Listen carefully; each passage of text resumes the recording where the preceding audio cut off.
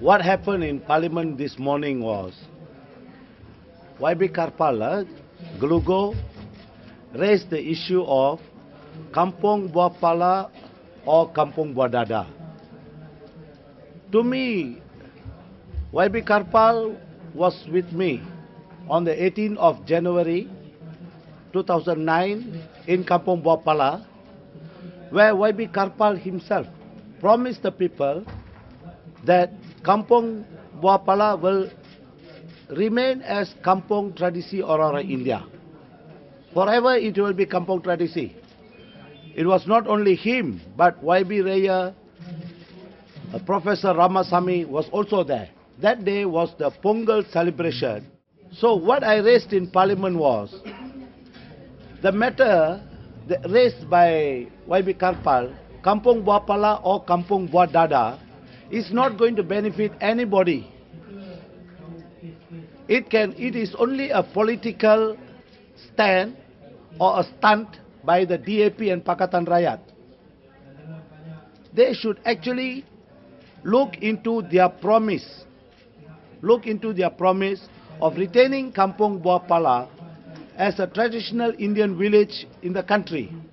Today, for them, the meaning, the word of Kampung Buah Pala or Kampung Buah Dada is more important for the DAP MPs in the House today. The word Kampung Buah Pala or Kampung Buah Dada, which does not benefit anybody, is more important than the village itself, which was promised by them but neglected and also thrown out. All the Indians there thrown out.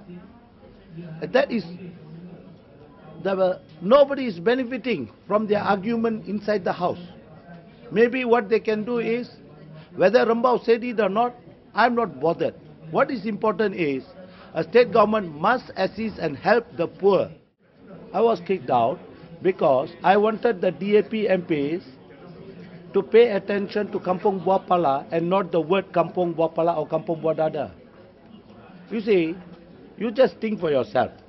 Even if at all they manage to find this, who is there one individual who is going to benefit from that? The MP for Rembau, Khairy Jamaluddin, tweeted, Mungkin dia meant the Chief Minister of Penang. Robo Kampung Buah Pala.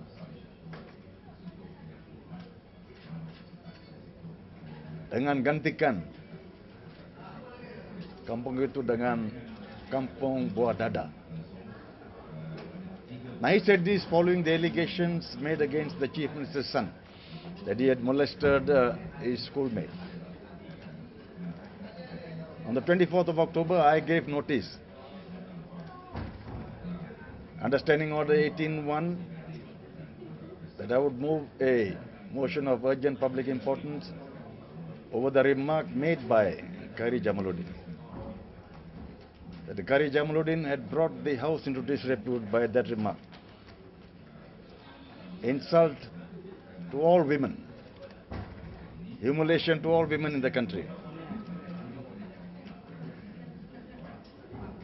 And that his continued membership of the House would bring the House into disrepute. Now, we would have thought that the Speaker would allow this to be at least read out, not to be summarily dismissed by the Speaker in his chambers under Standing Order 18(7).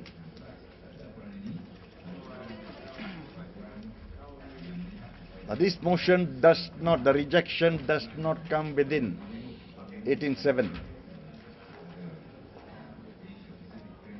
It's only this morning that I saw a letter on my table from the Speaker, and when I opened the envelope, I read that my motion had been rejected in chambers. Khairy Jamaluddin has not denied the allegations against him. On the other hand, the allegation against the Chief Minister's son that he had molested his schoolmate has been denied by the girl whom the blogger said had been molested. Now this issue is of such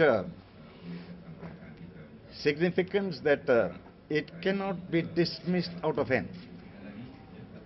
And the Pakistan Royal does not intend to do so. It's not the end of the matter.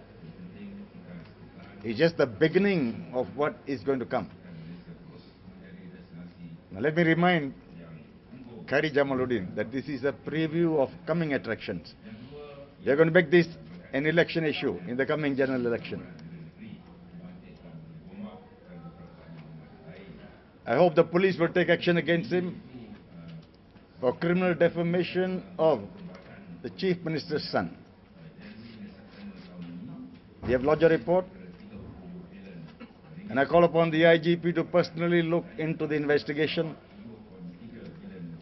with a view to having this rascal of a parliamentarian, Khairy Jamaluddin, to be charged in court. In the Dewan, I was accused by Padang Serai that I had 2 years ago.